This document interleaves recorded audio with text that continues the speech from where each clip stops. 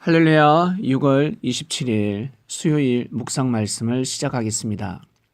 대접받고자 하는 대로 대접하라.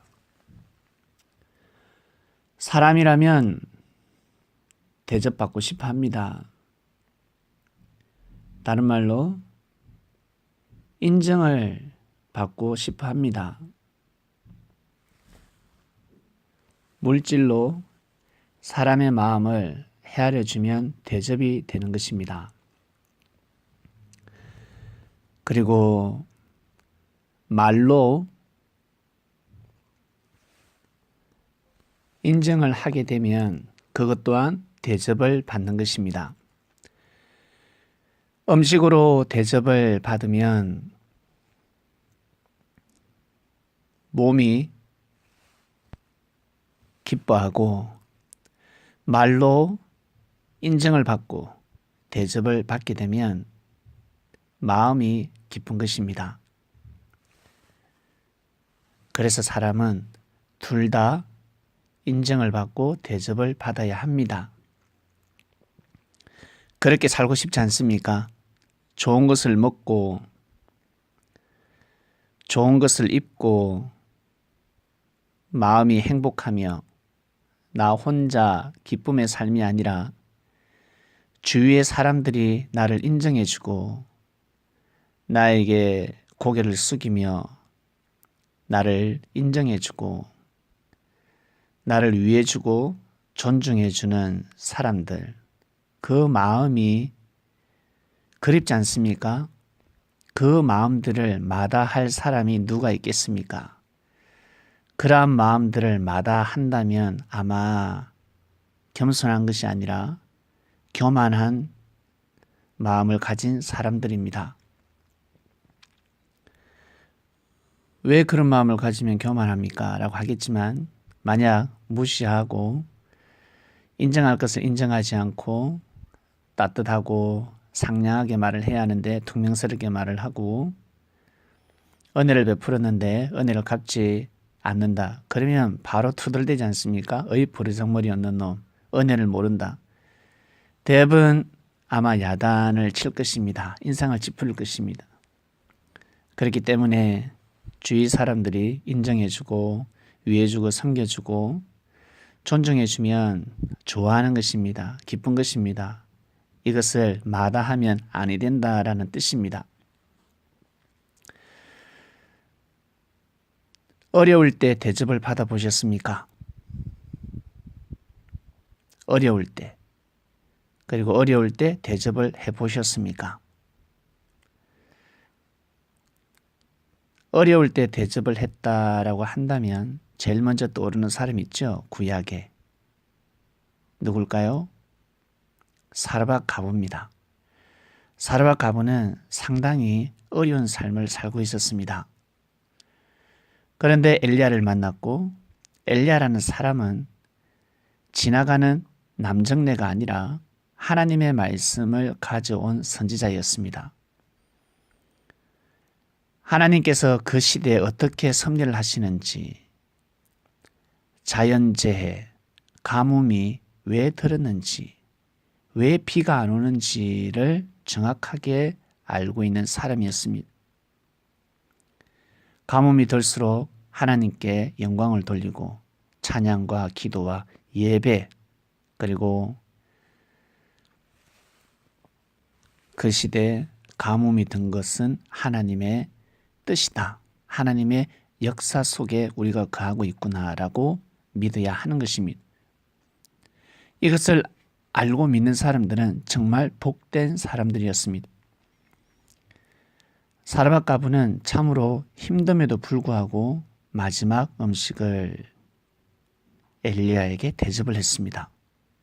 엘리야 또한 참으로 힘들 때였습니다. 엘리야는 원래 가난한 사람이 아닙니다. 뜨돌이 생활을 해야 될 사람이 아니죠. 그 시대 관원이었습니다. 부를 가지고 있는 사람이었습니다. 그러나 국가적인 핍박으로 인해서 도망자 신세였습니다. 이때 사르밧 가부가 엘리야를 공개합니다. 대접을 합니다. 모시게 됩니다. 100번 정도 대접을 했겠죠? 그 대접으로 말미암아서 사르밧 과부는 비가 오는 날까지 통의 가루와 병의 기름이 없어지지 않았습니다. 다른 말로 먹고 살 수 있었다라는 뜻입니다. 한 번 대접을 했을 뿐인데 엄청난 대접을 받습니다. 과부는 잘 먹고 잘 살고 싶지 않았겠습니까? 정말 잘 먹고 잘 살고 싶지 않았겠습니까? 그 마음이 이루어졌습니다. 와, 놀랍지 않습니까? 정말 그렇게 될 줄 알았다면 아무나 엘리야를 대접하고자 했겠죠. 그러나 그 기회는 사르밧 과부에게 갔습니다. 현 시대도 마찬가지입니다. 능력 있는 사람을 도왔다. 보기에는 없어 보이고 힘들어 보이고 초라해 보이고 누추해 보이지만 그때 돕는 사람은 그 사람이 나중에 잘 되었을 때 축복을 받지 않겠습니까? 근데 요즘 세상 어떻습니까? 사기치는 사람들도 있고 그리고 사기성을 가진 사람들이 있습니다. 대접하면 대접을 해주지 않습니다. 베풀었는데 돌아오는 것이 없습니다. 어려울 때 도와주었는데 잘 되고 나서 고맙다는 인사도 없습니다. 하물며 선물도 없습니다. 잘 되면 돌아서서 자기 갈 길을 가버립니다. 이런 사람은 사기꾼이 아니라 할지라도 사기성을 가지고 있는 사람들입니다. 힘들고 어려울 때는 고개를 숙이다가 잘 되었을 때, 자기의 뜻을 이뤘을 때 조금 먹고 살만하면 돌아서 버리죠. 언제 나한테 도와주었냐, 내가 언제 도와달라고 했냐라고까지 해버립니다. 이러한 사람들이 주위에 부지기수 많은 사람들이 그런 마음을 가지고 살아가고 있습니다. 엘리야 시대 때도 마찬가지지 않았겠습니까? 시대마다 사람들이 그 시대를 조명하기 때문에 똑같습니다. 예나 지금이나 사람들의 마음은 변함이 없습니다. 이 말씀을 듣는 섭리인 여러분, 힘들 때가 있었습니까? 정말 힘들고 어려울 때 누군가 도와달라고 한 사람이 있습니까? 나보다 더 힘들고 어려운 사람을 만나 보셨습니까? 사기꾼, 사기성을 가진 사람, 거짓말하는 사람들이 도움을 청할 때가 아니라 평소 삶이 진실했고 신실했고 정말 헌신하는 마음으로 살아온 사람이 힘들고 어려울 때 손을 내밀었을 때 도와줘 보셨습니까? 대접을 한번 해보셨습니까? 그런 사람들은 복된 자들입니다. 그 사람이 잘 됐을 때 반드시 배로, 10배로 아니면 죽을 때까지 은혜를 갚아주지 않겠습니까? 만약 사르밧 과부처럼 선지자를 그렇게 대접했다, 맞이했다라고 한다면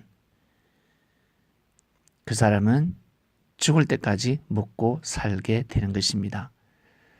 이번 주 말씀 여러분 삶 가운데 일어나고 있습니다. 그래서 사람을 잘 사귀어야 합니다. 아무하고 인연을 맺어서는 아니 됩니다. 특히 남자와 여자. 아무하고 사귀어서도 아니 되고 인연을 맺어서도 아니 됩니다. 특히 섭리인들은 뜻 안에 거하고 있습니다. 주님의 제자들이 되어서 뜻을 쫓고 있습니다. 뜻을 쫓는 만남, 뜻을 쫓는 사랑을 이루면서 가야 합니다. 그래야 헛된 삶이 되지 않고 설사 힘든 일이 생기고 문제가 생기고 정말 억울한 일이 생긴다 할지라도 헛되고 헛된 삶이 되지 않는 것입니다. 왜냐하면 하나님이 개입하셨고 하나님이 함께 하시기 때문에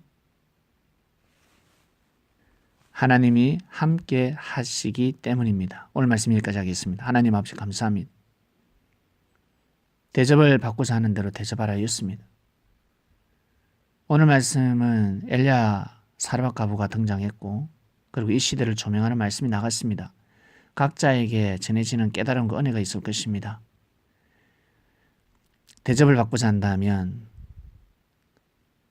그리스도 안에서 대접을 하며 살아가는 성린들이 되길 원합니다. 그리고 사회생활도 잘하길 원합니다. 좋은 사람들을 사귀길 바랍니다.